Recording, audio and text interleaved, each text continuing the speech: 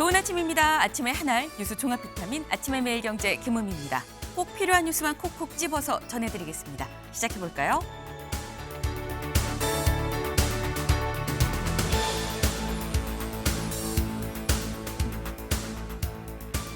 네, 매일경제 일면입니다. 10만 전자 찍은 날 4,000피 시대 열었다라는 거죠. 코스피 어제 드디어 4,000을 넘어섰습니다. 저희 방송 중에 저희가 속보로 전해드렸었죠. 코스피 4,000이 사상 처음으로 넘었다라는 소리 전입니다. 가보지 않은 길입니다. 그런데 이 코스피 4,000 10만 전자가 견인했다라는 얘기가 나오고 있습니다. 4만 전자였던 때가 엊그제 같은데 이재용 회장 취임 딱 3주년이었던 어제 10만 전자를 찍었다라는 건데 다음 기사까지 좀 이어서 볼까요? 조선일보입니다. 코스피 4,000, 10만 전자, 못 보던 숫자가 다 나왔다라는 거죠. 4,000이라는 것도 10만 전자도 이거 다 못 보던 건데 이렇게 못 보던 숫자가 다 나올 수 있었던 이유가 뭐냐라는 겁니다. 여기 좀 보겠습니다. 반도체 슈퍼사이클, 여기에 미국의 금리 인하 기대감이 있었다. 그리고 여기에 하나 더해서 관세 협상을 둘러싼 미중 갈등이 해소된 측면도 분명히 있었다라는 거죠. 다음 기사 이어서 보죠. 중앙일보입니다. 에이펙 미중 무역 휴전을 예고했다. 네, 지금 이 최종 타결은 물론 30날 이 미중 정상회담을 통해서 정상 간의 이 회담으로 방점을 좀 지키긴 하겠습니다만 일단의 휴전 선언이다라는 겁니다. 여기 볼까요? 베센트와 허리퐁이 만났습니다. 그래서 중국은 히토류 수출 통제를 유예를 하고요. 미국은 중국에 대해서 100% 추가로 관세를 물리겠다고 한 걸 철회하겠다라고 밝혔다라는 거죠. 물론 관건은 30일 날 최종 도장을 꽝 찍어야 되는 거긴 합니다만 일단의 휴전 선언 이게 분명히 증시에 플러스 알파 요인이 되지 않았겠느냐라는 겁니다. 그런데 트럼프 대통령은 사실 미중 무역 협상보다 여기에 더 관심이 있는 것 같습니다. 다음 기사 볼까요? 동아일보입니다. 트럼프, 김정은 만나러 북한 갈 수 있다라고 얘기를 했습니다. 네, 어제 저희가 전해드렸었죠. 북한은 일종의 핵 보유국이지라고 북한이 듣고 싶은 말, 좋아하는 말을 콕 집어서 얘기를 하던 이번엔 내가 거기로 갈 수도 있어 라고 지금 더 적극성을 보이고 있다라는 겁니다. 심지어 여기 볼까요? 꽤 큰 인센티브 아닙니까? 라고 얘기를 하면서 제재도 완화할 수 있을 것처럼 시사를 했다라는 겁니다. 네, 이렇게 되면 정말 만나는 거 아니야 싶죠. 문제는 북한이 관심이 있어야 되는 건데 북한은 관심이 있는 건지 이 얘기도 잠시 뒤에 대담으로 좀 짚어보겠습니다. 다음 기사 볼까요? 한국일보입니다. 재판중지법 처리 다시 시동거는 네, 재판중지법. 그러니까 이 대통령의 당선이 되면 당선부터 임기 종료 때까지 진행 중이던 재판이 일단 중단되도록 하는 이른바 대통령 재판중지법에 대해서 사실 이미 지난 5월에 법사위를 통과해서 본회의 지금 현재 계류 중인데 그때 이재명 대통령이 뭐라고 얘기했느냐. 이건 좀 속도 조절을 좀 합시다라는 주문이 있었죠. 그래서 본회의 처리 직전에 일단 중단된 상태인데 갑자기 다시 시동이 걸기 시작됐다. 불이 좀 붙는 것 같다라는 얘기입니다. 대체 왜 이런 움직임이 다시 일어나는 건지 이 얘기 잠시 뒤에 대담으로 좀 알아보겠습니다.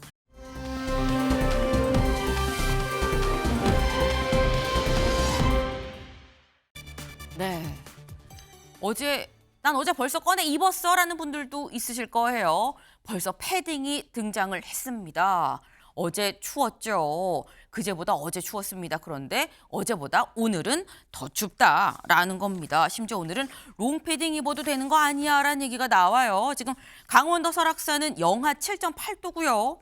그리고 강원도는 지금 현재 대부분 영하권인 상태입니다. 전북에서도 장소 지역은 영하 마이너스 0.2도까지 떨어졌고요. 에이펙이 열리는 경주는 3.8도더라.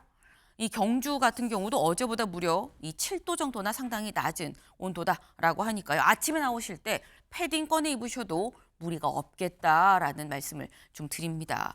아침의 매일경제 뉴스 종합 비타민 언제나처럼 TV로 좀 크게 보시다가요. 궁금한 점 유튜브 댓글로 남겨주시면 같이 좀 얘기해 보겠습니다. 오늘의 첫 번째 아이템 에이펙입니다. 같이 시작해 볼까요?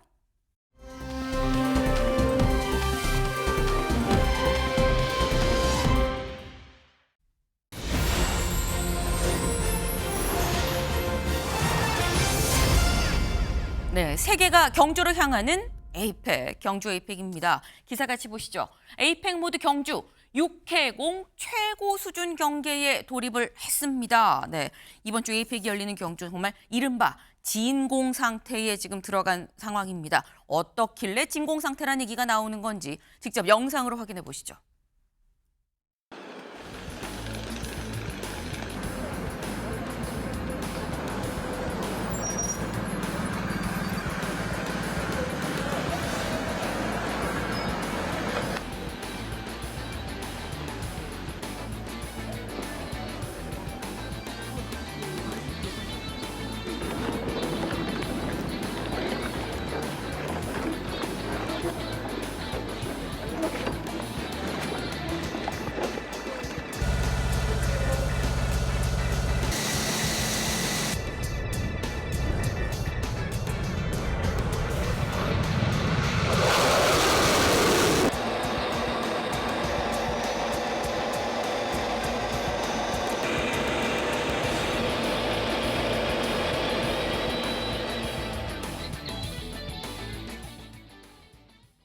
네, 보셨나요? 무슨 에어쇼야? 라는 생각이 들 만큼 6회공 지금 전면적으로 다 철통 수준의 이 보안, 경호 수준에 지금 들어갔다라는 거죠. 심지어 그 앞에 있는 경주 보문호 수중 바닥까지 다 샅샅이 훑었다라는 겁니다. 그리고 오늘 0시부터 가포 경호에 지금 들어갔습니다. 가포 비상이라고 얘기를 하죠. 같이 좀 볼까요? 가포 비상이 대체 뭔데? 이겁니다. 갑을병, 당연히 갑이 제일 높죠. 일단 병호 비상은 가용 경찰력 30%를 동원할 수 있는데 을호는 50%, 가포는 가용 경찰력 100%다 동원할 수 있습니다. 하루 최대 18,000명까지 투입이 가능한 전원 대기해라는 게 바로 가포 비상 상태다라는 거죠.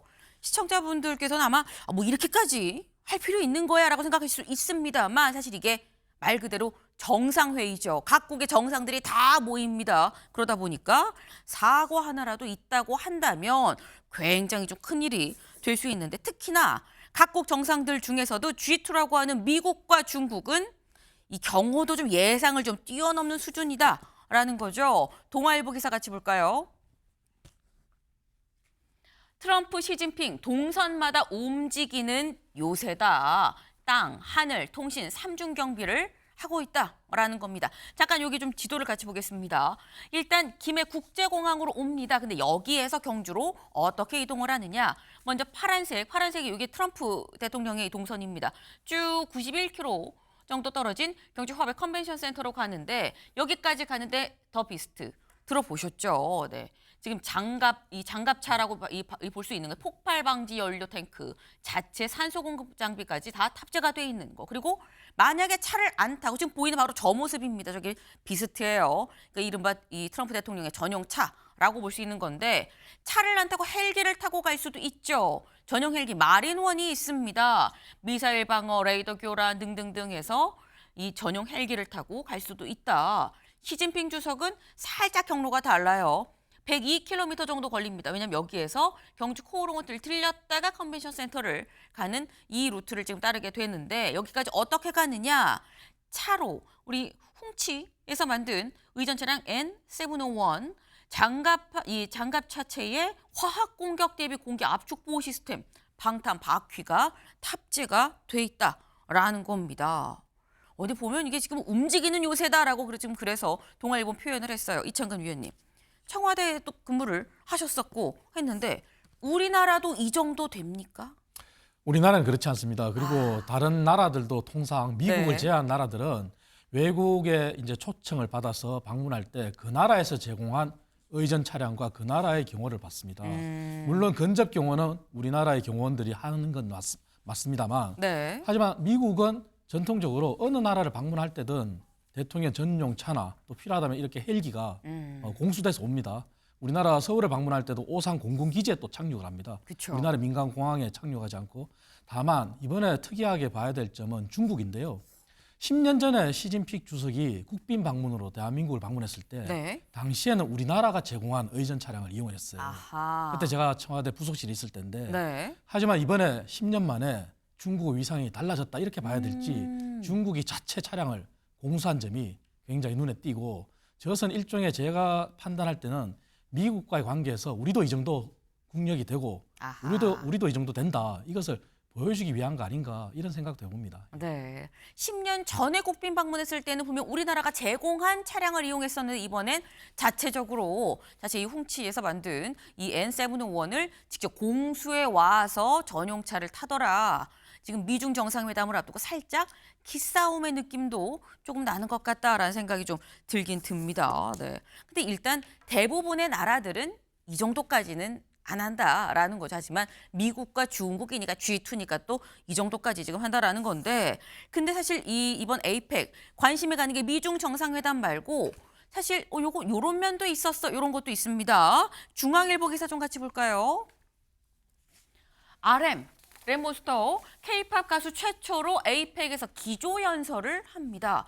정상들 간 뭐 관세 협상하고 만나고 정상회의하고 이런 것도 관심이 가는 대목이긴 합니다만 최초로 K-팝 가수 최초로 램몬스터가 이 RM이 이 에이펙에서 기조연설을 하게 된다라는 거죠. 언제? 내일 있을 이 CEO 최고 경영자 서밋에서 기조연설을 하게 되는데 혹시 기억하시나요? UN 총회에서도 연설을 했었던 적이 있습니다. 그때 모습 잠깐 같이 보고 오시죠. 모든 선택은 그 선택이 곧 변화의 시작이라고 믿고 있습니다. 엔딩이 아니라요. 새롭게 시작되는 세상에서 모두에게 서로에게 웰컴이라고 말해줄 수 있었으면 좋겠습니다.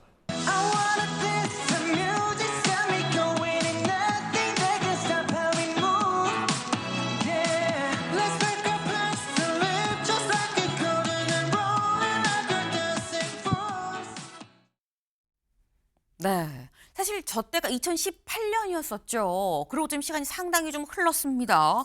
지금 에이펙 기조연설을 서영주 대변인님, 정치인, 뭐 기업인이 아니라 지금 BTS 이 RM이 한다라는 거예요. 어떻게 생각하십니까? 일단 원래 에이펙이 지금 이게 미, 중, 일 이런 이 정상들의 그 장소가 돼서 지금 주목이 받는 거지만 에이펙은 아시아 태평양 경제협력 회의입니다. 근데 경제가 중심이 되겠죠. 네. 그러니까 본질에 충실할 부분이고 K컬처 자체는 우리 문화산업에서는 중심이 되는 대한민국의 그쵸. 자랑이잖아요.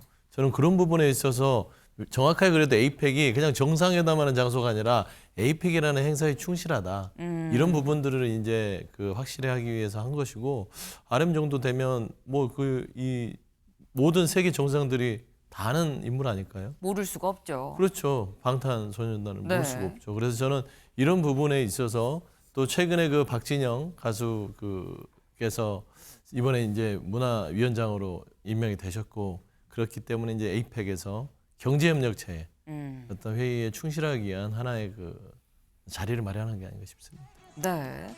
K컬처를 세계에 알릴 수 있는 굉장히 중요한 자리가 될 수 있는 거겠죠. 그만큼 우리 K컬처의 위상도 또 높아졌다라고도 볼 수 있지 않나라는 생각을 해봅니다. 뭔가 만반의 준비를 끝낸 경주 살짝 긴장감, 설레임이 같이 공존하는 상황이 아닌가라는 생각을 좀 해봅니다.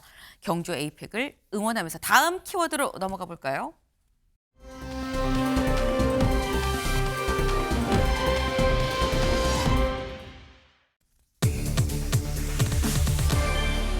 북한 갈 수도. 네. 기사 같이 보겠습니다. 트럼프, 김정은 만나러 북 갈 수도 있다라고 얘기를 했습니다. 갈수록 수위가 지금 높아지고 있습니다. 북한은 핵 보유국이지 라고 얘기하면서 김정은 위원장이 좋아할 말을 콕 집어서 얘기를 하더니 이번에는 내가 거기로 갈까라는 단계까지 지금 왔어요. 직접 들어보시죠. I got along great with Kim Jong-un. I liked him. He liked me. If he wants to meet, I'll be in South Korea. I think the answer would be, yeah, I would do that, sure. And if when you do, It's our last stop, when, so it's pretty easy. I'll be in South Korea, so I can be right over there. but what could the U.S. offer him at this point? Well, we have sanctions. Well, that's pretty big to start off with. I would say that's about as big as you get. 들으셨나요? 대북 제재 얘기까지 지금 나왔습니다. 핵 보유국에 이어 내가 거기로 갈까에 이어 대북 제재 완화까지 꺼낸 트럼프 대통령이다라는 거죠. 근데 이쯤 되면 이창근 위원님 만나는 걸까요? 저는 가능성이 굉장히 높다고 봅니다. 굉장히 높다. 예, 왜냐하면은 트럼프 대통령이 저렇게 얘기하는 때는 다 그 뒤에 숨어 있는 그런 밑에서의 물밑 교섭이 어느 정도 이루어졌다고 생각할 수도 있거든요. 그리고 미국의 대북 전략이 이번 기회에 굉장히 달라진 게 지금까지는 전통적으로 북한의 비핵화 전략이었어요. 하지만 이제 북한을 핵 보유국으로 인정을 했습니다. 하지만 국제사회에서 핵을 보유했다고 공식적으로 핵확산 금지 조약에서 인정한 나라는 미국, 러시아, 중국, 프랑스, 영국이 다예요. 네. 그 외 국가들은 핵은 있지만 인정을 못 받았거든요. 그게 대표적으로 우리가 알고 있는 게 이스라엘이나 이란 뭐 이런 정도인데 그게 네. 이제 북한도 공식으로 언급을 했단 말이죠. 그 얘기는 굉장히 진전이죠. 그러면 아마 대북 제재까지 얘기했을 때는 트럼프 대통령 입장에서는 북한을 핵 보유국으로 인정하면서 앞으로 협상은 이제 비핵화가 아니라 네. 핵의 감축, 군축 쪽으로 전환할 수도 있다는 생각이 듭니다. 그렇다면은 트럼프의 전략은 더 나아간다면은 북한을 핵을 가진 그러한 미국의 우호국으로 만들겠다는 생각까지도 할 수 있을 것 같아요. 네. 왜냐하면 이란 때문에 골치 아팠던 기억이 있잖아요. 그렇기 때문에 그리고 러시아의 관계도 지금 좋잖아요. 네. 그래서 미국의 대북 전략이 굉장히 급선했다. 이런 측면에서 굉장히 큰 전환기가 될 수 있다는 생각이 들고 그런 관점에서 충분히 북한을 방문하려고 노력할 것 같아요. 네. 지금 말씀이 굉장히 만날 가능성이 높다라고 말씀을 하셨어요. 그러면서 지금 핵을 가진 미국의 우호국 정도로 북한을 옆에 두려고 하는 거 아니겠느냐라고 말씀하셨는데 서영수 대변인께서는 만날 가능성 몇 %로 보십니까? 이미 트럼프 대통령은 북한에 가 있는 것 같아요. 마음은 이미 가 있다. 네, 이미 도착했어요. 네. 그렇기 때문에 김정은만 나오면 만나는 거라서 저는 80% 이상은 오. 만남에 이루어질 가능성이 점쳐지고요. 네. 사실 손해볼 게 없는 장사입니다. 김정은 입장에서는. 트럼프 대통령 같은 경우는 사실 노벨 평화상은 뿐만 아니라 본인이 국제적으로 모든 분쟁의 조정자 이런 거를 좀 보여줌으로써 지금 현재 관세 협상에서 굉장히 거친 모습을 보여주잖아요. 그런 부분들을 상쇄시키려고 하는 가장 중요한 만남이 될 거예요. 네. 김정은 입장은 벌써 보세요. 체제 유지를 할 수 있는 핵을 인정해 주지 않습니까? 거기에 이 만남을 통해서 제재를 완화할 수 있는데 벌써 트럼프 입에서 나오잖아요. 네. 그다음에 두 번째 뭡니까? 그동안 김정은은 음지의 지도자였어요. 국제사회 외교활동을 하지 않았는데 최근에 중국과 러시아를 만나면서 공식적으로 국제의 어떤 외교 무대에 등판을 했고 근데 중국, 러시아 만나는 건 그냥 북중로는 늘 만나왔으니까. 네. 하지만 트럼프를 만난다는 거는 사실상 정상 국가로서의 어떤 이미지를 줄 수 있는 또 그런 이득이 있다. 그러면 손해볼 게 하나도 없잖아요. 그렇지 않습니까? 근데 그렇다고 치면 또 여기서도 의문이 이거죠. 아니 그럼 김정은 위원장이 손해볼 일이 하나도 없고 얻을 것밖에 없다 그러면 이렇게 줘도 미국은 되는 거야? 우리는 되는 거야? 라는 생각이 듭니다. 결국에는 이제 중요한 거는 북미 간의 만남에서 우리나라에게 실용적인 네. 국익에 도움은 뭐가 되느냐 그겁니다. 물꼬라고 생각해요. 일단 트럼프는 중재자로서 역할을 할 것이고 지금 현재 계속해서 이재명 정부 들어서 지난 윤석열 정부의 어떤 그 강경책으로 있어서 아예 모든 게 단절됐는데 이재명 대통령이 들어서서 얘기하자 하는데 지금 거의 대꾸를 안 하고 있지 않습니까? 네. 그러면 그 물꼬를 트럼프 대통령이 와서 뚫어주는 것이고 결국 이재명 대통령이 지난 8월에 한미 정상회담에서 피스메이커 하셔. 내가 페이스메이커 하겠어. 네. 이 자체가 지금 실현되는 거예요. 그래서 저는 그런 의미에서 단계적인 비핵화로 우리가 논의할 수 있는 물꼬가 뛴다는 점에서는 대한민국 입장에서는 저는 큰 축에서는 이득이다.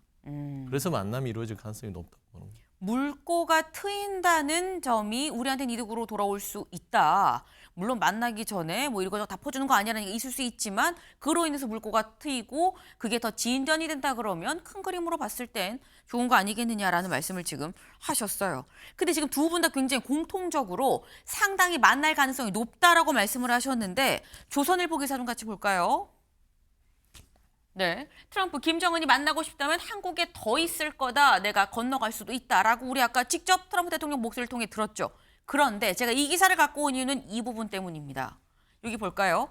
트럼프 대통령이 더 크게 확대를 좀 했네요. 네, 트럼프 대통령이 30일 김해공항을 통해 출국할 예정인 가운데 미국 측은 출국과 별개로 30일 오후 김해공항 활주로를 급하게 사용할 수 있게 해달라고 한국 측에 요청을 한 걸로 알려졌다. 여차하면 바로 비행기 띄워서 날아갈게 라는 얘기가 되는 거겠죠. 근데 그렇다고 한다면 북한에 어디를 갈 것이냐, 이창근 위원님. 사실 초반에 나왔던 얘기가 원산 관광지구 골프장 건설 뭐 이런 얘기가 나오면서 원산 가는 거 아니야? 그런 얘기 있었거든요. 어떻게 생각하십니까? 원산이 될 수도 있고요. 네. 저는 평양이 전격적으로 될 수도 있다고 생각해요. 평양이 될 수도 있고. 왜냐하면은 이미 트럼프가 저 정도 얘기했을 때는 제가 아까 말씀드린 대로 북한을 트럼프의 우호국으로 만들겠다는 생각은 한반도의 비핵화가 더 이상 안 되는 전제하에서는 네. 한반도의 비핵화에 준하는 게 북한이 핵을 가진 나라로서 우호적으로 놔두면 비핵화가 되는 거거든요. 그렇기 때문에 정상 간의 만남에서 굳이 원산을 고집할 필요 없고 평양으로 가서 당당히 정상회담을 가지는 것도 방법이거든요. 네. 그렇다면 전 세계 이목이 더 주목될 거지 않겠습니까? 저는 그래서 충분히 평양도 가능성이 있다 이렇게 봅니다. 물론 답은 김정은한테 달려 있는 것이고 이러한 과정에서 우리한테도 숙제는 있어요. 결국은 이 과정에서 이제 앞으로 북미 정상회담을 통해서 우리나라가 소외되는 상황이 올 수도 있거든요. 이 부분에 대해서는 우리가 과제로 남을 수 있어요. 그리고 우리가 북한은 어쨌든 핵을 인정을 받았지만 대한민국은 여전히 핵 개발도 하지 못하는 그런 상황이잖아요. 그렇다면 북한은 여전히 우리나라에 군사적으로 위협이 되는 상황이 깔려 있다면 해구산에 관해서도 우리가 풀어야 될 숙제예요. 그래서 우리한테도 충분히 숙제로 남아있는 그러한 트럼프의 계산된 전략일 수 있습니다. 네. 지금 북미 간 직거래를 하게 되면 우리나라는 뭐가 되는 거냐. 그 부분에 대해서 우리나라의 위상 부분에 대해서도 좀 고민을 할 필요가 있다라고 말씀을 드리는데 서영주 대변인께서 날 말 있어라고 지금 뚫어지게 쳐다보고 계세요. 말씀해 보시죠. 그러니까 숙제는 있어요. 네. 근데 이제 마치 이 북미 간의 직거래를 하면 우리가 소외된다. 윤석열 정부 때 뭐 했어요? 원래 늘 북한은 미국과 직거래하기 위한 방식을 취해왔습니다.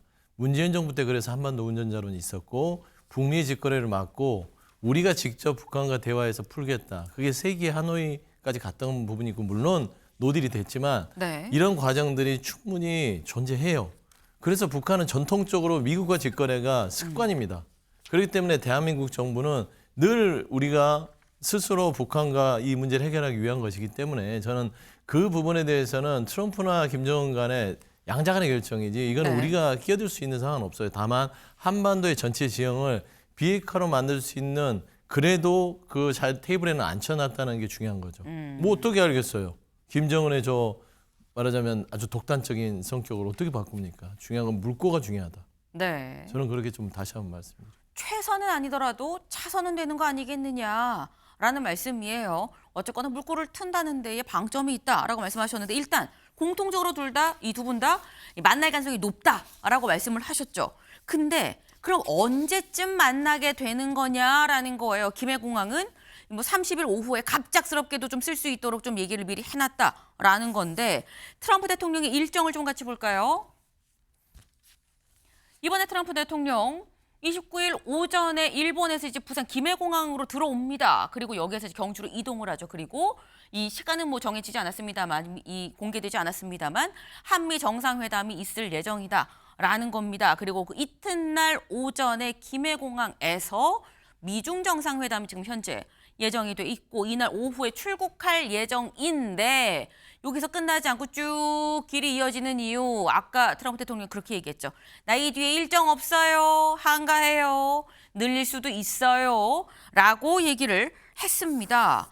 그럼 만약에 일정을 더 늘리지 않는다고 한다면 29일 이 한미 정상회담이 끝난 그 이후에 오후 늦게 저녁 때 혹은 아니면 미중 정상회담을 하고 30일 오후 혹은 그 뒷날 즈음이 될 수 있겠다라는 생각을 하는데 근데 경향신문 같이 볼까요? 트럼프 북미 회담 띄우는데 북한의 최선희 외무상은 푸틴 만나 러시아에 가서 지금 푸틴을 만나고 있는 중입니다. 지금 영상으로 확인해 보시죠. 만나서 반갑습니다. Здравствуйте, очень рада вас видеть. Взаимно в Пекине поговорили подробно о наших отношениях, о перспективах развития. Все идет по плану, самое лучшее. 그때 따뜻한 만남 가졌다는 거 전해 들었습니다. 네, 지금 직접 보셨죠. 만약에 김정은 위원장이 트럼프 대통령을 만난다 그러면은 김 위원장은 최선희 외무상을 대동을 하고 나올 텐데 이 수행을 해야 될 최선희 외무상은 지금 러시아에 가서 푸틴 대통령을 만나고 있는 중이다라는 겁니다. 그럼 언제 오는 거야? 지금 만난 영상은 27일이라고 나오는데 29일 날 귀국할 예정이라고 해요. 그럼 29일 날 와서 29일 저녁 혹은 30일 오자마자 바로 북미 정상회담을 막바로 들어갈 수 있는 거냐라는 겁니다. 이창근 위원님 어떻게 보세요? 이번 최선희 외무상이 방문한 것도 네. 저는 북한이 러시아에 파병한 거기에 대한 감사 차원을 뛰어넘어서 네. 북미 정상회담을 앞두고 일종의 자문을 구한 성격이 아하, 강하다는 만날 건데 뭐라고 할까요? 그렇습니다. 느낌이라는 거죠. 그런 생각이 굉장히 강하게 듭니다. 왜냐하면 이미 러시아와 미국은 네. 우크라이나의 종전을 두고 상당히 우호적인 관계를 유지했지 않습니까? 그리고 북한은 항상 대미 협상을 할 때, 대미 정상회담을 할 때 러시아와 중국의 자문을 구했어요. 하지만 중국은 이미 미국과 30일 날 정상회담이 예정되어 있어요. 네. 그럼 남은 게 이제 러시아잖아요. 그래서 최선희 외무상이 러시아 간 거라고 생각이 들고 최선희 외무상이 29일 날 복귀한 다음에 그런 결과를 보고하고 그런 시간이 있어야 되겠죠. 그리고 미중 정상회담도 30일 날 열리겠죠. 네. 그렇다면은 30일 오후에 전격적으로 정상회담이 되든지 아니면 31일 날 가능성이 있다. 저는 굉장히 그렇게 높게 보고 있습니다. 아, 지금 러시아에 간 것도 북미 정상회담을 염두에 두고 간 거 아니겠느냐라는 말씀이에요. 지금 이번 에이펙 주요 일정을 살짝 좀 보겠습니다. 29일 한미 정상회담이 있고요. 30일 그 이튿날 말씀드렸죠. 김해공항에서 미중 정상회담이 있다. 그리고 이 토요일에 11월 1일에 한중 정상회담이 예정돼 있는데 말씀은 지금 일단 트럼프 대통령이 만약 김정은 위원장을 만나려고 한다면 미중 정상회담이 30일 오전이니까 요때 하고 요날 오후쯤 혹은 그 이튿날 즈음 31일쯤에서 있을 가능성이 좀 있어 보인다라고 지금 말씀을 하셨어요. 뭐 서둘러서 보려면 상당히 볼 수 있는 나 뒤에 일정도 없어요라고 얘기하는 와중이기 때문에 보려면 볼 수 있겠다라는 생각이 들긴 하는데 근데 사실 지금 트럼프 대통령은 관심은 김정은 위원장이죠. 근데 트럼프의 관심은 김정은인데 그러지 말고 이 사람도 좀 봐주세요라는 편지가 등장을 했습니다. 그 편지 좀 같이 볼까요? 이거죠. 전한길 씨입니다. 전한길 씨가 편지를 썼어요. 트럼프 대통령님께 간곡히 부탁을 드립니다. 자유민주주의를 지키려다 감옥에 갇힌 윤석열 대통령을 면회해 주세요. 한국에 온 김에라는 거죠. 그러면서 이재명 정권의 종교 탄압으로 수감된 손현보 목사도 좀 만나주시고요. 그리고 중국 공산당이 개입한 부정선거 의혹 FBI를 통해서 좀 조사를 해주세요라고 이 편지를 직접 썼는데 요거 직접 얘기한 것도 있습니다. 잠깐 같이 들어보고 오실까요? 트럼프 대통령께 간곡히 부탁드립니다. 이번 에이펙 정상회담으로 한국을 방문하신다면 감옥에 갇힌 윤석열 대통령 꼭 면회해 주시길 부탁드립니다. 또한 이재명 정권의 교회와 종교 탄압으로 부산구치소에 수감되어 계신 손현보 목사님, 바로 찰리 커커와 랍 맥코이와 친구입니다. 를 만나서 그에게도 힘이 되어 주시기를 부탁드립니다. 트럼프 대통령 응원도 많이 나가시고요. 그리고 제 편지를 그 전에 꼭 읽어서 윤석열 대통령 면회, 손현보 목사님 면회, 그리고 FBI 보내가지고 부정선거 척결자수 조사해달라 부탁드리는데 꼭 다 이루어지기를 같이 기도해 주시기 바랍니다. 네, 지금 트럼프 대통령이 윤석열 전 대통령도 좀 만나주시고 손현보 목사도 FBI 통해서 좀 부정선거 수사도 좀 해달라라고 손가락을 이렇게 꼽아가면서 지금 얘기를 했습니다. 근데 서영주 대변인님, 네. 이게 이렇게 편지를 쓰면 트럼프 대통령이 알고 보는 겁니까? 보겠어요? 저는 이제 전한기 씨가 보니까 이제 직업을 또 바꾸시려나 봐요. 개그맨으로. 그러니까 이게 온 국민을 좀 웃기려고 네. 일부러 이렇게 그 연기를 하는 게 아닌가 싶어요. 사실 실질적으로 트럼프 대통령에게 이 편지가 도달할 가능성은 0에 0%도 없고요. 사실 내용도 보세요. 1, 2, 3. 트럼프 대통령께서 보면 저기에 이득이 생길 게 뭐가 있어요. 이 세 가지 중에 하나를 해서 돈이 생깁니까? 명예가 생깁니까? 아무 이득이 없는 그런 주장을 지금 하는 거기 때문에 저는 사실상 이게 뭐 뉴스로서는 조금은 뭐 평론하긴 그렇고 다만 전한길 씨가 직업을 바꾸기로 했구나. 그 이상 그 이하는 제가 말씀드릴 수가 없을 것 같습니다. 네. 평론할 생각도 안 든다라는 게 지금 말씀의 요지네요. 이러다가 이 직업을 바꾸는 거 아니냐라는 말씀까지. 사실 트럼프 대통령한테 이 얘기가 전달이 과연 되겠나라는 생각이 지금 드는데 일단 지금 모두의 관심은 어디에 가 있냐? 북미 정상회담이 열리냐 안 열리냐에 지금 가 있는 거죠. 김해공항에서 30일 오후에 진짜 비행기가 뜨는지 안 뜨는지 그 여부를 다들 좀 예의주시하고 있지 않겠나라는 생각이 좀 드네요.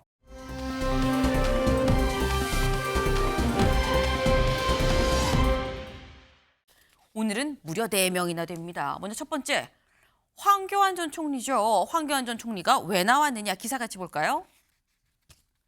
네, 내란 특검 황교안 자택 앞 대치 끝에 압수수색이 불발됐다라는 겁니다. 황교안 전 총리의 집 자택으로 압수수색을 하러 내란 특검이 나갔는데 문 잠그고 대치하다가 결국 압수수색을 하지 못하고 물러서야 했다라는 건데 어제 상황 영상으로 확인해 보시죠.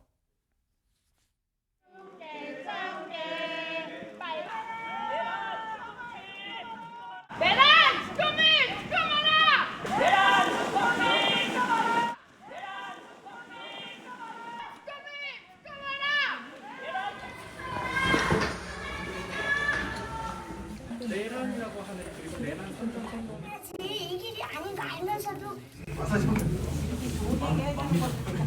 한동훈 되고 싶어서 연락이 안 되고 있어요. 전화도 안 받으시고요. 네. 안 나오시고요. 그 변호인도 혼인된 셈이 알고 없습니다. 전화해서. 네, 일단 특검이 압수수색을 하러 갔다는 얘기는 압수수색 영장이 좀 나왔다는 거죠. 대체 무슨 혐의인 것이냐라는 건데 여기 보겠습니다. 특검은 크게 볼까요? 특검은 황 전 총리가 12월 4일 페이스북에 우원식 국회의장을 체포하라, 대통령 조치를 정면으로 방해하는 한동훈 국민의힘 대표도 체포하라 라는 글을 올린 걸 보아하니 내란 선전, 선동에 가담한 것 같다라는 걸로 의심을 하고 있다라는 겁니다. 그래서 압수수색에 들어갔다라는 건데 압수수색을 가려면 압수수색 영장을 법원으로부터 발부를 받아서 들고 가야 되는 거죠. 근데 그렇다고 하면 서정민 변호사님, 이 압수수색 영장이 나왔다는 얘기는 뭔가 의심할 만한 정황이 실제 그러니까 공모를 뭔가 했다는 의심할 만한 정황이 있다라는 건가라는 생각이 드는 거거든요.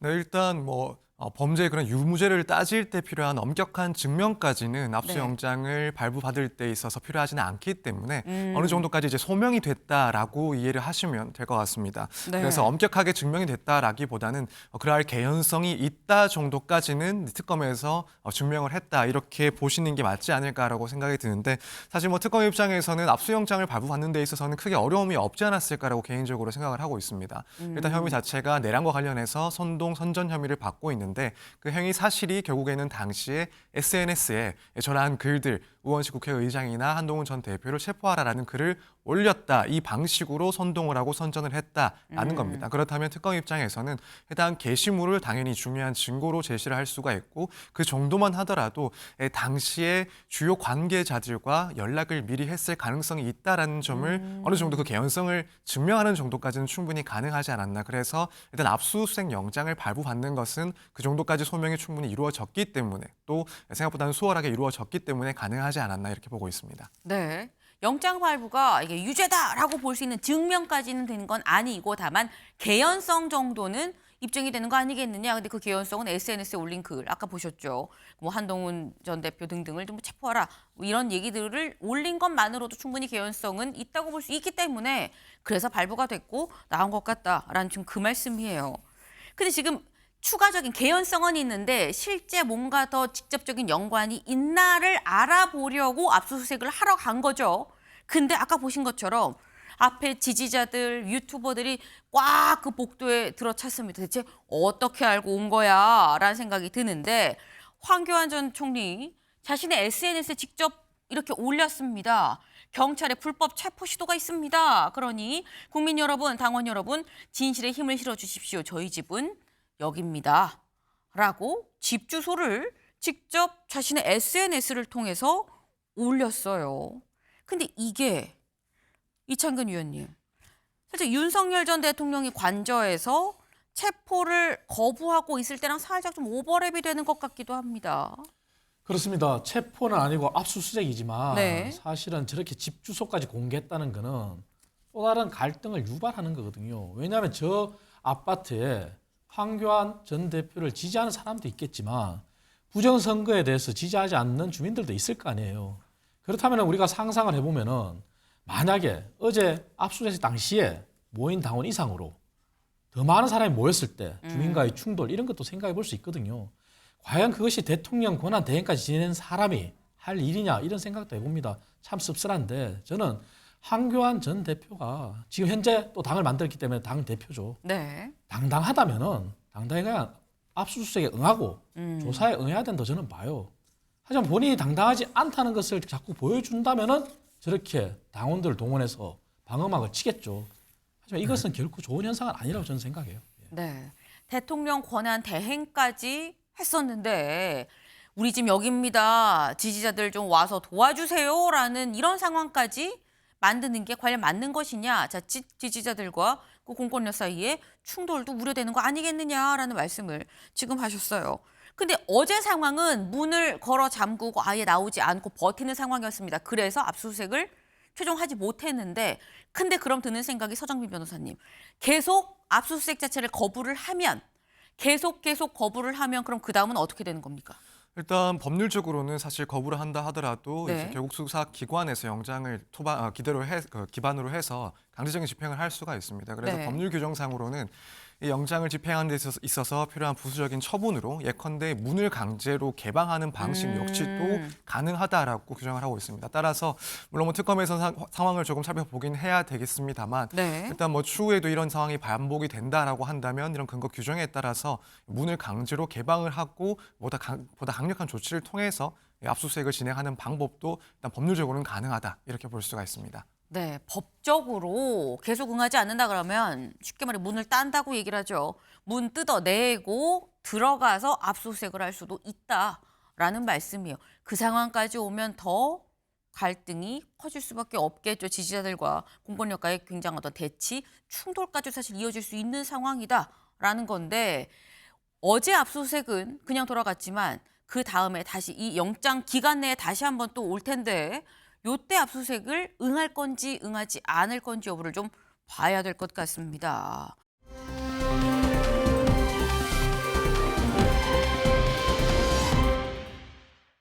이진숙 전 방통위원장입니다. 체포가 됐다가 풀려났는데 기사같이 보시죠. 어제가 어떤 날이었느냐. 이진숙 전 방통위원장 3차 조사 날이었습니다. 그런데 이 경찰이 권력의 도구로 사용되는 거 아닙니까? 라고 강하게 울분을 토했다라는 건데 어제 조사받고 나온 이진숙 전 위원장의 모습 같이 보고 오시죠. 제가 영등포 경찰서 유치장 한 2~3평 정도 될까요? 거기서 2박 3일을 지내고 보니까 이렇게 경찰이 권력의 도구로 사용될 수도 있겠구나. 이것은 정말 위험하다. 이런 생각을 했습니다. 자유라는 것이 무엇이냐? 자유는 no fear. 두려움을 가지지 않는 것이다. 라고 이야기하는 것을 들었습니다. 기존에 다 이야기했던 것들을 다시 재확인이라고 그래야 되나? 그래서 사실상은 제 생각에는 오늘 조사가 과연 필요했냐? 그런 생각을 했어요.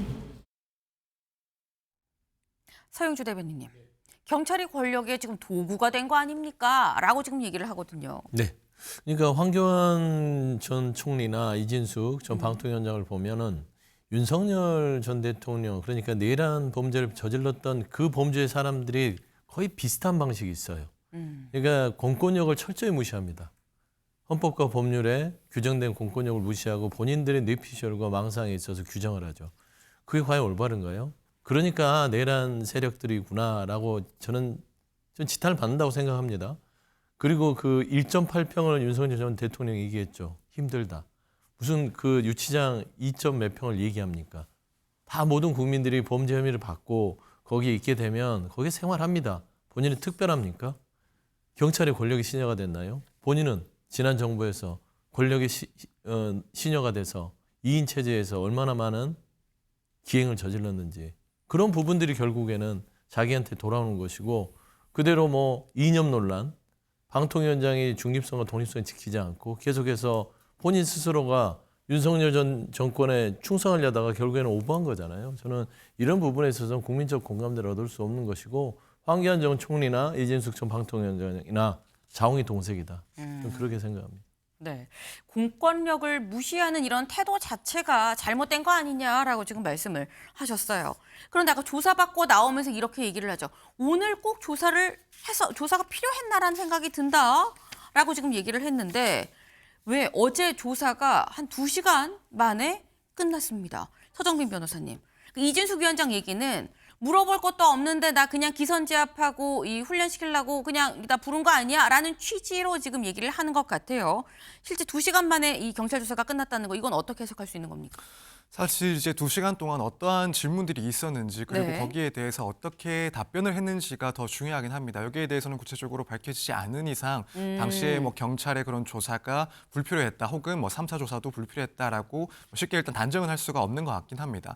물론 이제 일반적인 사안들에 비해서 뭐 3차 조사까지 진행되는 경우는 많지는 않습니다. 물론 뭐 적다고도 볼 수 없긴 하지만 네. 가급적이면 신속하게 조사를 진행하기 때문에 3차 조사라는 그 횟수 자체는 뭐 적진 않은데 이제 그럼에도 불구하고 사실 조사들이 반복이 되는 경우 그리고 유사해 보이는 그런 질문들이 1차, 2차, 3차 조사에서 반복되는 경향도 분명히 있긴 합니다. 그 경우에는 이 답변을 보고 또 그 사이에 다른 내용들과 종합을 해봤을 때 다시 한번 질문해야 될 필요성 그리고 뭔가 답변이 바뀔 수도 있는 그런 질문을 준비하다 보면은 아무래도 이제 피의자 입장에서는 반복되는 질문들이 계속되는 그런 조사도 충분히 가능합니다. 그래서 이런 점들까지도 고려를 하면 일단 뭐 이진숙 위원장의 입장 역시도 물론 수긍할 만한 그런 부분도 있긴 하지만 구체적인 내용은 수사기관에서의 수사 자체가 어떻게 흘러갔는지 이 부분을 보는 것이 더 중요하지 않나 이렇게 생각이 됩니다. 네.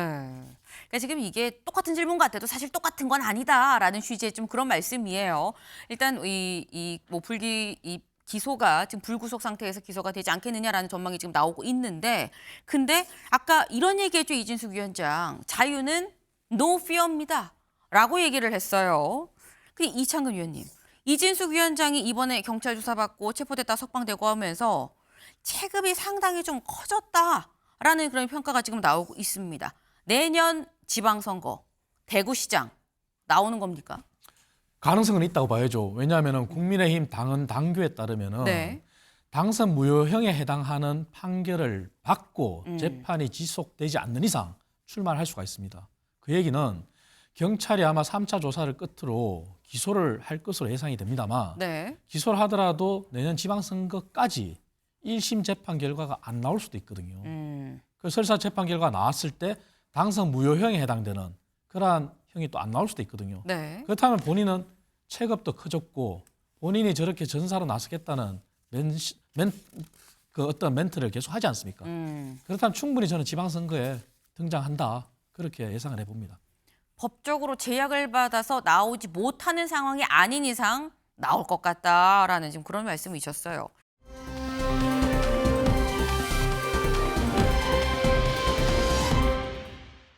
세 번째 인물 누군지 보겠습니다. 네, 요즘에 많이 이 굉장히 많이 좀 등장하는 분이죠. 백혜룡 경정입니다. 백혜룡 경정은 왜 나왔느냐 같이 보실까요? 얼마 전에 이문정 동부지검장이 국회에 와서 이 국감장에서 백혜룡 경정과의 어떤 갈등설 이런 얘기가 좀 질문이 나왔을 때 뭐라고 얘기를 했느냐? 백혜룡 경정 이 접이식 침대를 얘기를 하죠. 라꾸라꾸를 요청하는데 아주 굉장히 열심히 수사할 의지를 갖고 있습니다라고 얘기를 했습니다. 근데 어제 국감에는 백혜룡 경정이 직접 나왔습니다. 그 나와서 요 얘기를 다시 한번 물어봤어요. 뭐라고 얘기했는지 직접 들어보시죠. 백혜룡 경정 지금 열심히 일하고 있나요? 지금은 경찰팀이 완성이 돼서 열심히 이렇게 라꾸라꾸 침대를 요청하는 등 열심히 수사할 의지를 가지고 있는 것으로 알고 있습니다. 아니 수사를 하는데 무슨 침대부터 찾아요? 뭐 야근할 기세로 열심히 하고 있는 것으로. 경찰관들은 그 간이 침대가 필수품입니다. 그게 무슨 뭐 사치품이 아니고요. 평생을 간이 침대와 함께 해왔습니다. 그걸 동부지검에 요청했는데 해당 품목이 없다고 그래서 제가 사비로 5개를 샀습니다. 한 개에 16만 8,500원입니다. 그 제 돈으로 산 거니까요. 너무 뭐라고 그러지 않으셨으면 좋겠고요. 네. 지금 라꾸라꾸를 요청을 했다라는 거는 앞서서 이문정 이 지검장을 통해서 알았는데 그때 요청을 했는데 그 물품이 없다 그래서 내 사비로 5개를 샀습니다. 내 사비로 쓰니까 뭐라고 하지 마시고요. 라고 지금 얘기를 하고 있어요. 서영주 대변인님. 네. 지금 백경정 얘기는 요청했는데 안 사줬어. 그리고 뭐 나라 돈으로 한 거 아닌데 뭐라고 하지 마라는 취지로 살짝 들리긴 들립니다. 일단 뭐 백혜령 경정이나 이문정 검사나 그다음에 질문한 곽규택 의원이나 다 양념이에요. 양념이 너무 많습니다. 그러니까 접식 침대가 어떤 그 주요한 이 소중한 질의 시간에 나와야 되느냐라는 측면이고 그냥 넘어갈 수도 있잖아요. 이문정 검사도 열심히 수사할 의지가 있다. 아니 경찰이나 검찰이 뭘로 자기 실력을 증명합니까? 라꾸라꾸로 증명합니까? 수사 결과로 나오는 거잖아요. 그래서 저는 백현웅 경정도 제가 아셨던 부분들은 이문정 검사팀의 인천 세관 마약 수사를 담당했고 세관 외압은 이제 이문정 검사팀이 하는데 네. 너무 다른 말들이 많아요. 뭐 지원이 안 된다, 뭐 여러 가지로 내가 불편하고 검찰은 믿을 수가 없다. 이런 말들은 사족이거든요. 중요한 거는 기회를 줬을 때 수사를 열심히 해서 결과를 가지고 오면 아 당신 말이 맞았구나 할 텐데 이게 그 국감에 나와서 라꾸라꾸 얘기는 하고 있으니까 이게 정말 저는 이 국민의 신뢰감이 높아질까라는 생각에서는 좀 아쉬운 부분으로 남는 장면이다. 그렇게 좀 말씀드리고 싶습니다. 네. 양념이 너무 많다. 양념이 너무 많아서 본 음식이 뭔지 잘 모르겠다라는 취지의 말씀을 지금 하셨어요. 지금 이문정 검사장과 이문정 지검장과 지금 백혜룡 경정 간의 사이는 괜찮은 거야라는 얘기가 계속 나오던 찰나에 백혜룡 경정 내 입장에서는 내가 알아서 다 잘 하고 있어요라는 취지의 약간 그런 느낌으로 지금 얘기를 하는 거죠. 지금 5명밖에 없는데 어떻게 수사하라는 겁니까? 라고 얘기를 했는데 수사로 결과로 얘기를 해야 된다라는 말씀 주셨는데 어떤 수사 결과가 나올지 주목이 좀 됩니다. 다음 인물 가볼까요?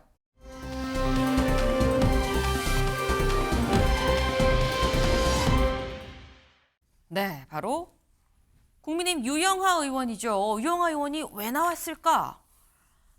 기사 같이 볼까요? 사진 기사입니다. 네, 유영하 의원 국감 중에 고릴라를 그렸습니다. 네, 상당히 잘 그렸어요. 잘 그리고 여기 앞에 여기 좀 볼까요? 지금 보면 노트북으로 컴퓨터로 고릴라 이미지를 검색을 했습니다. 그래서 하나를 픽을 했어요. 그래서 그 픽한 거를 여기 좀 잘려서 안 보이긴 합니다. 그 픽한 거를 따라서 이렇게 그렸다라는 거죠. 그래서 기자가 물어봤습니다. 왜 그리셨어요? 라고 기자가 물어봤어요. 그랬더니 답장이 미안합니다. 라고 왔다는 거죠. 이창근 의원님, 왜 그린 걸까요? 저는 유영하 의원이 네. 초선 의원이지만 네. 정치를 굉장히 오래 했지 않습니까? 그리고 국감장에서 네. 국감에 집중해야 되는데 본인이 저렇게 그림을 그렸던 거를 노출이 안 될까? 그런 생각을 분명히 했을 거예요. 네. 저는 의도된 노출이라고 생각해요. 뭘 의도한 걸까요? 정무위도 부동산 정책과 관련이 있거든요. 네. 그래서 부동산 정책에 대해서 유영하 의원이 얼마 전에 강하게 비판한 적이 있어요. 네. 그래서 저 고릴라가 사실 상징하는 것은 권력과 힘이잖아요. 그것을 정치적으로 해석한다면은 권위적인 것, 그리고 강압적인 것, 독재적인 것으로 연상할 네. 수 있거든요. 그렇게 해석을 한다면 저 노출은 정말 의도된 노출이다. 그리고 본인이 해석은 알아서 하되 네. 본인 또 국감장에서 이렇게 국감에 집중하지 않은 것에 대해서는 미안하다고 했고 아마 저는 두고 아마 계속 논란은 될 수도 있지만 유영하 의원은 의도된 노출이 분명하다 이렇게 저는 단정할 수 있겠습니다. 네. 굉장히 확신을 갖고 지금 말씀을 하셨어요. 의도된 노출이다. 고릴라가 뜻하는 그런 부분이 어떤 뭐 권력 뭐 이런 부분이기 때문에 부동산 정책에 대해서 비판하는 차원에서 고릴라를 픽해서 그린 거다. 이거 찍히는 거 몰랐겠느냐라고 말씀하셨는데 서영주 위원님 어떻게 보십니까? 그냥 그 유 의원 측도 별다른 입장이 없다고 했잖아요. 네. 부동산에 대해서 얘기하고 싶었으면 뭘로 그림으로 얘기합니까? 국회의원은 메시지로 얘기하는 거예요. 그리고 이 자료와 근거로 얘기하는 겁니다.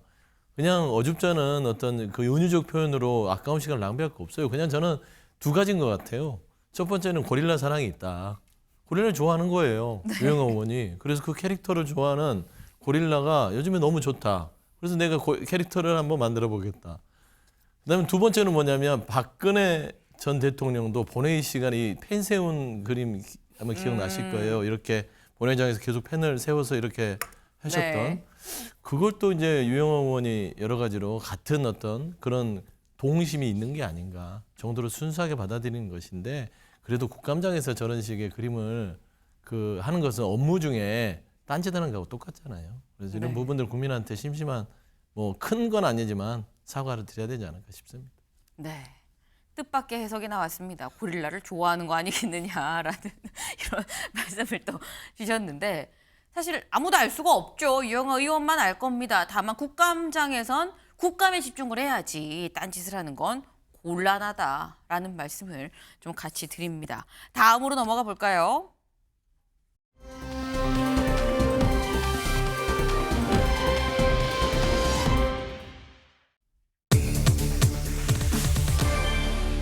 싸우지 말자더니입니다. 싸우지 말자더니 보겠습니다.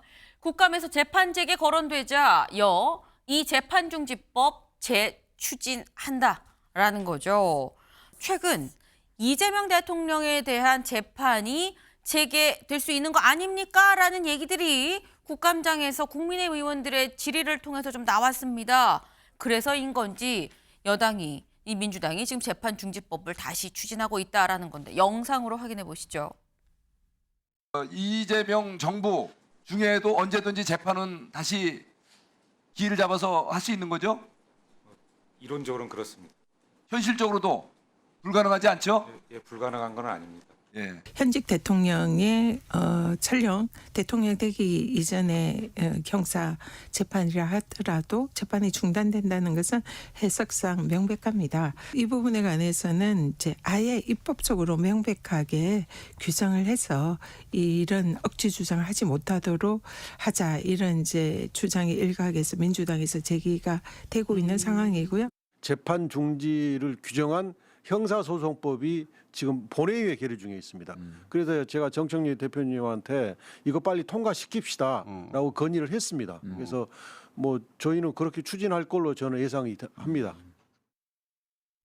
네, 지난 20일이었었나요? 이제 고법원장한테 물어봤더니 재판 재개될 수 있는 거 아닙니까? 그랬더니 이론적으로는 그렇습니다라고 지금 얘기를 했어요. 근데 사실 이게 어디서부터 시작이냐면 대통령의 불소추 특권, 여기서 불소추, 소추가 기소만이냐, 재판까지냐라는 거에 대한 해석의 영역이 있었는데 재판이 일단 해석을 떠나서 좀 중지가 된 상태다 보니까 더 이상 뭐 논란이 일 여지가 없었는데 이론적으로는 재개될 수 있습니다라고 지금 고법원장이 얘기를 했어요.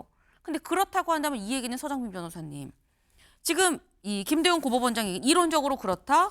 불소추 특권의 소추는 그럼 고법원장은 재판도 소추 영역에다 들어가는 거다라고 얘기하는 겁니까?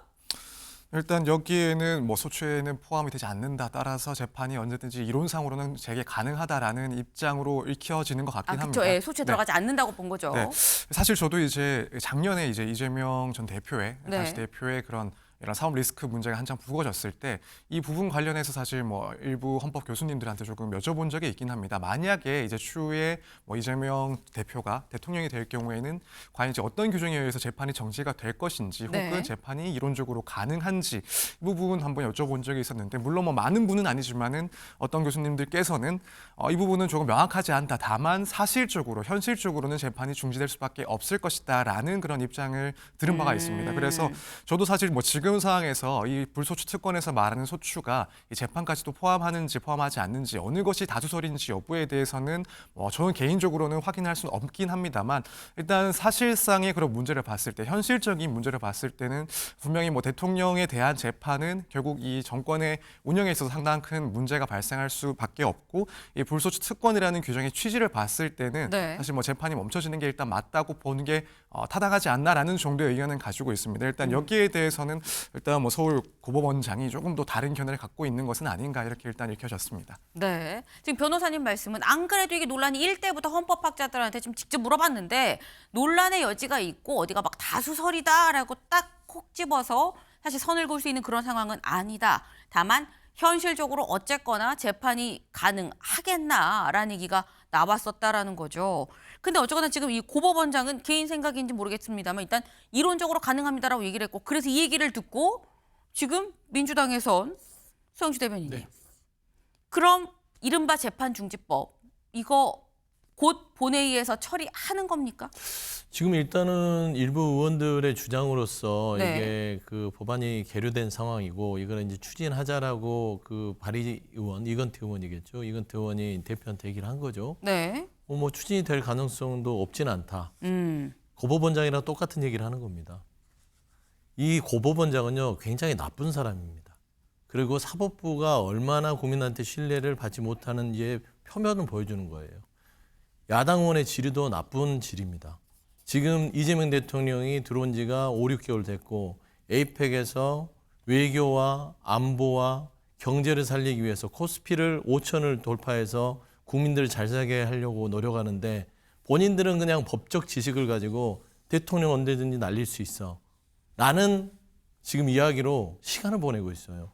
이게 국가를 생각하는 공직자의 자세일까요? 저는 이 고법원장의 어떤 이 태도나 발언 자체가 또 빌미가 돼서 결국엔 사법부에 결국엔 압박으로 또 정치권에서 환원돼서 가는 거예요. 결국엔 사법부 스스로가 폐쇄적으로 존재한다는 기득권이 있으면 입법부에서 그와 상응하는 강력한 규제가 들어가는 겁니다. 그래서 저는 사법부 내부가 투명화돼야 되고 저는 어떤 그 국가를 생각하는 그 공직의 자세를 다시 한번 바로잡아야 된다라는 측면에서는 저는 서울 고법원장의 발언이 대단히 우려스럽다. 그렇게 좀 말씀드리고 싶습니다. 네, 지금 나쁜 고법원장이다라고 말씀을 질문도 안 좋았고 답변도 안 좋았다라고 말씀하셨는데 이창근 의원님.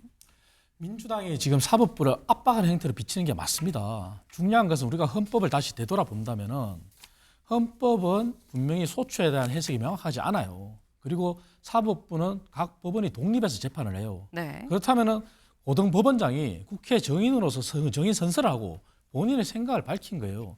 민주당이 표현의 자유 자주 주장하잖아요. 그러다 표현의 자유에 해당하는 거예요. 그리고 이미 재판을 중지한 것은 각 사법부, 각 법원에서 판단을 내린 거예요. 그럼 그걸로 받아들이면 돼요. 헌법의 해석이 명확하지 않은데 헌법을 뛰어넘어선 재판 중지법을 발의하고 통과시킨다? 그것도 안 맞죠. 아니 사법부 죄송합니다. 발언권을 안 얻었지만 참 어이가 없는 게 아니 그 사법부에 나오는 고위공직자들 말 잘하잖아요. 제가 말씀드린 부적절한 것 같습니다. 그 부분에 대해서는 뭐 법원 내부의 판단이 있는 것으로 알고 있습니다. 네. 여러 가지가 있어요. 그런데 서울 고법원장의 태도는 뭐냐면 우리가 좀 기분이 안 좋으면 재판 진행될 수 있어. 우리 사법부 압박하지 마. 이런 식의 감정적인 부분들 그리고 국가를 혼란시킬 수 있는 발언이 될 수 있어서 제가 그 태도에 대해서 지적한 것이다. 그래 말씀드립니다. 알겠습니다. 네. 지금 상당히 약간 살짝 팽팽한 감이 없잖아 있어요. 네. 근데 사실 이런 이 민주당의 움직임, 다시 재추진하려는 이런 움직임에 대해서 국민의힘 장동혁 대표가 어제 아침 회의에서 이렇게 얘기했습니다. 들어보고 오시죠. 이에 발맞춰 민주당은 오직 한 사람, 이재명 대통령을 위한 이재명 사법부를 만들기 위해 사법개혁을 추진하고 있습니다. 재판중지법을 통과시킨다면 그 즉시 이재명 정권이 중지될 것입니다. 이 문제를 당이 공식적으로 논의를 하겠다거나라는 것을 정한 바는 없습니다. 그러나 현재 그렇게 개인 차원에서 의견이 개진되고 있다는 점은 분명하고 왜 이런 것들이 나오는가에 대해서는 불을 떼니 물이 끓는다라고 그렇게 생각을 합니다. 네. 일단 장동혁 대표 이렇게 얘기를 했죠. 만약에 재판중지법이 통과가 된다 그러면 그 즉시 이재명 정권이 중지가 될 거다라고 지금 얘기를 했어요. 이창근 의원님. 이재명 정권이 중지가 된다는 얘기는 이재명 대통령에 대해서 탄핵하겠다라는 겁니까? 탄핵은 사실 저희가 수적 열쇠로 불가능하죠. 네. 불가능하지만 정치적인 그러한 발언으로 볼 수는 있지만 중요한 것은 국민들의 판단 아니겠습니까? 지금 민주당이 사법부 압박을 하는 걸 넘어서서 사법 보복이라는 얘기를 할 정도로 헌법을 무시한 사법개혁을 내세우잖아요. 이번 건도 같은 얘기거든요. 그래서 저희는 사법, 상권 분립을 얘기하는 거거든요. 네. 만약에 민주당이 다수당의 권력으로 모든 법을 다 통과시키겠다 하면은 헌법부터 개정하고 하라 이거죠. 대한민국은 엄연히 헌법에 기반한 국가예요. 모든 법률도 헌법을 뛰어넘으면은 위헌 소송에 걸리는 거예요. 그렇지만 헌법재판소는 본인들이 장악했다고 생각하는 건가요? 그래서 이러한 헌법을 뛰어넘는 법을 발의하는 건지 의문을 제기하지 않을 수 없거든요. 그래서 지금이라도 다시 한번 상권 분립 정신 그리고 헌법에 대해서 제발 민주당은 공부를 좀 해라 이런 말씀을 드리고 싶어요. 근데 아까 박수현 대변인이 이런 얘기를 했어요. 불을 떼니까 물이 끓는 거 아닙니까?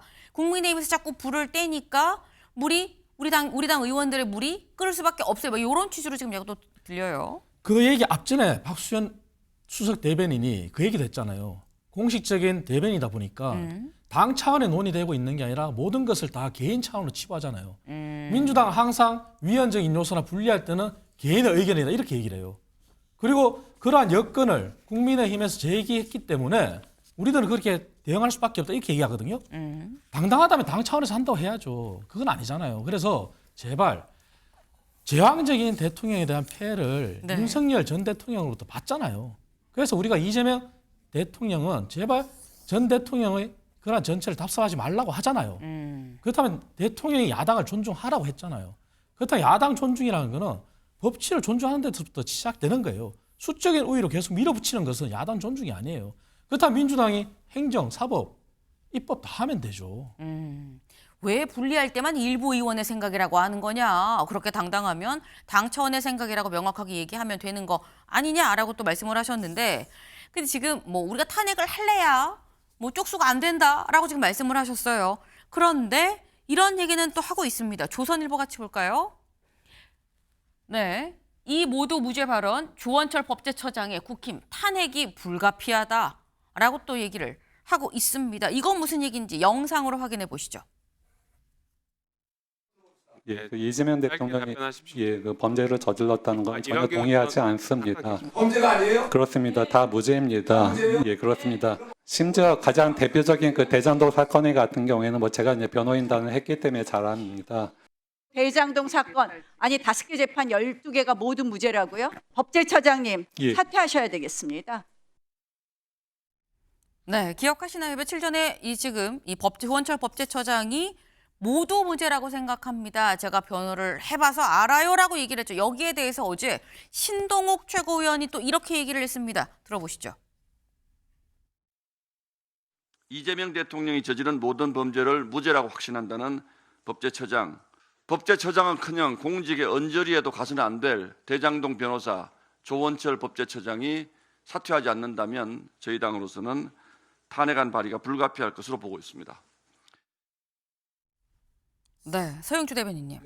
아까 고법원장 이거 이론적으로 가능합니다라는 발언 이 답변이 나쁜 답변이다라고 말씀하셨는데 법제처장이 혐의가 다 무죄라고 생각합니다라고 단정적으로 얘기하는 건 또 괜찮습니까? 부적절한 답변이죠. 네, 순진하신 것 같아요. 그러니까 마음에 있는 소리를 그대로 얘기를 해버렸다. 법제처장이라는 자리가 어떤 건지 아직 이게 취한이 되지 않은 것 같아요. 아직도 이재명 대통령의 변호인이었던 시절에 주장을 하시는데 그렇게 발언하면 안 되죠. 법제처장은 최소한의 발언은 객관적으로 그리고 곤란한 질문에 대해서는 거기에 대해서는 답변 드리기가 어렵다 하면 되는 거예요. 근데 무슨 무죄다 판단하면 안 되죠. 그리고 뭐 헌법에 규정된 4년 그 연임제에 대해서 뭐 국민이 판단하면 한 번 더 할 수 있다 이런 발언들도 굉장히 이거는 좀 어리석은 발언이고요. 그래서 저는 조원철 법제처장의 발언 자체를 두둔할 생각도 없고 국민들도 불편하겠지만 탄핵까지 갈 상황은 아니다. 이 부분은 유감을 표명하고 다음부터는 이런 부분들에 대해서 조금 더 삼가하겠다 하면 끝나는 문제지 이걸 또 물고 늘어지는 거지 그래요. 근데 저는 앞서서 이창은 위원장도 얘기했고 장동혁 대표도 얘기하지만 헌법 운운하는 거 보고 저는 실수를 금할 수 없습니다. 헌법을 파괴했던 그 전 대통령을 품고 있는 정당에서 무슨 헌법 얘기를 합니까? 최근에 그 반헌법적인 그 내란 우두머리를 눈물의 면회를 했던 지도부가 그 당이 무슨 헌법 얘기를 하는지 저는 그냥 그런 부분에 있어서는 좀 지리한 정쟁으로 이런 자리 다툼 안 했으면 좋겠어요. 이재명 정권 끌어내면 뭐 내란 정권 다시 세울 겁니까? 묻고 싶습니다. 네, 이창근 이거는 의원님. 제가 오해가 있기 때문에 분명히 밝혀야 되는데요. 네. 윤석열 전 대통령과 김건희 씨에 대해서 저희가 품고 있다. 이건 잘못된 겁니다. 이미 저희는 윤석열 전 대통령의 행위에 대해서 잘못된 계엄이라고 사과를 드렸습니다. 네. 그리고 재판을 받고 있고요. 다만 장동혁 대표가 면회를 한 것은 본인이 밝힌 것처럼 물론 오해의 소지가 있고 비판을 받을 수도 있어요. 네. 그냥 선거 때 약속했던 본인의 약속을 지키기 위한 것이다. 그 이상 그 이하도 아니에요. 알겠습니다. 우리가 품고 있는 게 아니다. 그냥 했던 약속 개인적으로 가서 만났다라고 봐야 되는 거다라고 말씀을 하셨는데 지금 보면 약간 장군 멍군의 느낌이 분명히 있죠. 재판 중지법을 재추진을 하고 이쪽에선 법제처장 탄핵 얘기가 나오고 있는 상황입니다. 그런데 이런 여야의 장군 멍군 상황에서 어제 뭐가 있었느냐? 동아일보 기사 같이 볼까요? 정청래 에이펙 기간 정쟁 중단합시다 라고 얘기를 했고 여기에 대해서 장동혁 대표도 힘을 보태겠습니다. 그래요 우리 요 기간에 이번 주 슈퍼위크 싸우지 맙시다 라고 얘기를 했다라는 거죠. 상당히 칭찬받을 만한 그런 상황인데 근데 이 말이 과연 지켜지느냐 영상 같이 보실까요? 전 세계인 앞에서 우리끼리 싸우지 맙시다. 외교 슈퍼위크인 이번 주만이라도 에이펙 성공을 위하여 무정쟁 주간을 선언하고 국민의힘은 경주 에이펙의 성공을 위해서 모든 힘을 보태겠습니다. 정쟁을 지향하고 에이펙이 성공적으로 완료될 수 있는 그런 분위기에 국회도 호응하는 3분만 하겠습니다. 3분. 3분. 네. 조용히 해주십시오, 송석준 의원님. 그 에이펙 주간인 관계로 우리가 회의를 질서 있게. 네. 에이펙 주간인 관계로라고 얘기를 하지만 어쨌거나 여기저기서 목소리가 지금 크게 또 나오고 있다라는 거죠. 이창근 위원님. 에이펙 주간 어떻게 안 싸우고 넘어갈 수 있을 것 같습니까? 안 싸우기 위해서는 양당이 논평을 안 하면 돼요. 논평은 나올 거잖아요. 일하지 말란 말씀인가요? 차라리 그냥 정말 논평을 안 하는 것이 안 싸운다 저는 이렇게 보는데요. 네. 아마 논평은 나올 것 같아요. 왜냐하면은 에이펙에 성공해야 되는 것은 정말 당연한 일이에요. 그리고 국민의힘도 힘을 보태야 되는 것도 맞아요. 하지만 국민의힘은 야당이잖아요. 관세 협상이 질이 멸렬할 경우에 만약에 타결 안 될 경우에 또 논평을 할 수밖에 없어요. 그렇다면 또 민주당에서 그걸 있는 그대로 합리적 비판으로 안 받아들이면 또다시 민주당에서도 또 다른 논평이 나오겠잖아요. 그래서 그러한 모습은 아마 예측은 됩니다만 논평을 하더라도 정말 객관적으로 합리적 비판 수준에서 하면은 정쟁으로는 안 흐를 것이다. 이렇게 저는 조심스럽게 제안해 봅니다. 조심스럽게 전망을 하셨는데 서영주 대변인께서 네. 어떻게 보세요? 네, 노력은 가상하지만 지켜지기는 쉽지 않을 것 같아요. 그래서 체질을 바꿔야지 선언만 한다고 되겠습니까? 이번 주 안에 체질을 바꿀 수 있나요? 저는 정쟁을 하지 말고 앞으로 논쟁을 하는 그런 정치권이 됐으면 좋겠어요. 논리가 없습니다. 그러게 좀 아쉽습니다. 묵직한 한 말씀이셨습니다. 정쟁 말고 논쟁을 좀 하면 좋겠다. 사실 에이펙으로 좀 각국의 정상들이 다 몰려드는 지금 이 시기 정작 여의도에서는 정쟁으로 시끄러운 소리, 삿대질, 퇴장, 정회, 파행 이런 얘기만 나오는 상황이라고 하면 우리가 아무리 열심히 준비를 하고 이 뭐 경호를 뭐 가포 비상으로 경호를 하고 한다고 한들 다 빛이 바랄 수밖에 없는 일인 거겠죠. 네. 이 부분에 대해서는 여의도에서 다시 한번 좀 생각할 부분이 아닌가라는 생각을 좀 해봅니다.